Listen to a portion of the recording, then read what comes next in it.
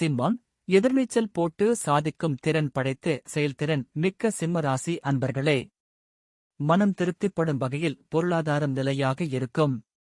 தொழில் துறையில் இருந்த தடைகள் நீங்கி குறிப்பாக ஜூன் மாதத்திற்கு பின் லாபங்கள் அடைவீர்கள். அக்டோபருக்கு பின் சில சுப விரயங்கள் ஏற்படும். உடல் நலம் குறித்த செலவுகள் செய்யவும் வாய்ப்புண்டு. சொற்களை கவனமுடன் கையாள வேண்டும். பொது வாழ்வில் உள்ளவர்களுக்கு அவர்களது பேச்சே பகையாகிவிடும். மே மாதத்திற்கு பிறகு ஆன்மீக சிந்தனைகள் அதிகமாகும். வாழ்க்கை துணையுடனும் பங்குதாரர்களுடனும் கருத்து வேறுபாடு தோன்றும்.